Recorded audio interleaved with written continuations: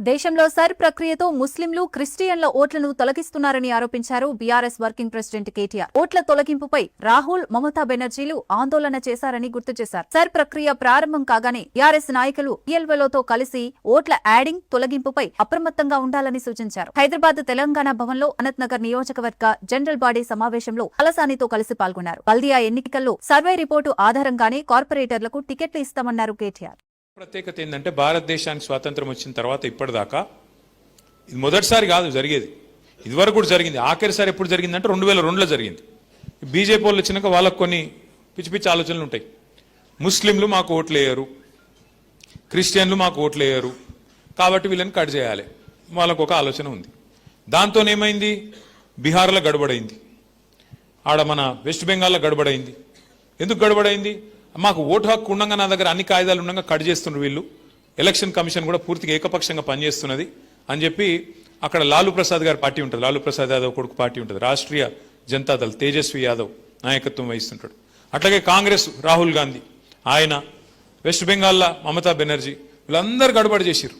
ఇగో మా ఓట్లు ఉండంగా తీసేసిండ్రు, हमारे पास सब कुछ है, कागजात है, सब कुछ है, आधार कार्ड है, रेशन कार्ड है, हर चीज है, पर हमारा होना बोल के निकाल रहे हैं, हम माइनॉरिटी है, इस वास्ते निकाल दिए అని చెప్పి గడబడైంది. అందుకే ఏమనుకున్నామంటే మన పెద్దలు కేసీఆర్ గారి నాయకత్వంలో మరి మన రాష్ట్రంలో ఇటువంటి కథలు చేయనియద్దు వీళ్ళను. ఎందుకంటే ఇక్కడ బీజేపీ లేదు, మనలేదు. ఆడుంది బీజేపీ? ఏదో ఆ పార్లమెంట్ వచ్చినప్పుడు ఏదో గాడుపు ఆగమాగం గాడుపు తప్ప, గాయగత్తర తప్ప కింద గ్రౌండ్లు ఏం లేదు. ఉత్తదే ఆ సోషల్ మీడియాలో ఎక్కువ, సొసైటీలో తక్కువ, వాళ్ళు బిల్డప్ తప్ప ఏముండదు. కానీ వాళ్ళు ఎదురు చూస్తారు, గోతికాడ నక్కలాగా ఎదురు చూస్తారు. యాడన్నా సందు దొరకపోతుందా, ఏదన్నా దొరకపోతుందా మనకు, ఇలా మెల్లగా ఫిట్టింగ్ పెట్టి ఏదో తిరిగా సొచ్చుక రావాలి, సనత్ నగర్లో కూడా మెల్లగా గుసాయించాలి అని ఒక ఆలోచనలో వాళ్ళు ఉన్నారు. దానికోసం ఏం చేస్తున్నారు, వాళ్ళ దగ్గర ఉండే అన్ని వ్యవస్థలను వాడుకునే ప్రయత్నం చేస్తున్నారు. మరి అది సాగనీయద్దు అంటే మనం ప్రతి బూత్ స్థాయిలో ఎవరైతే బిఎల్ఏస్గా ఉన్నారో మనం గట్టిగా పనిచేయాలి.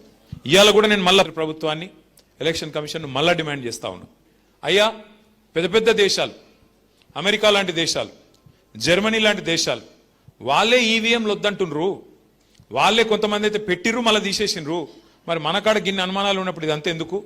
తీసేయండి, మళ్ళా పేపర్ బ్యాలెట్ పెట్టండి, తప్పకుండా దానివల్ల లాభం అవుతుందని చెప్పి కూడా మన పార్టీ తరఫున డిమాండ్ చేసింది.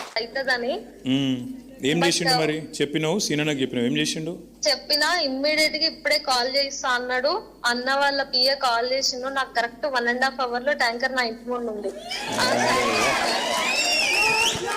మరి ఇట్లా పని చేసే నాయకులుంటే, పనికి వచ్చే నాయకులుంటే అట్లుంటే శ్రవణి అంతే అన్న, మరి ఆబ్వియస్ గా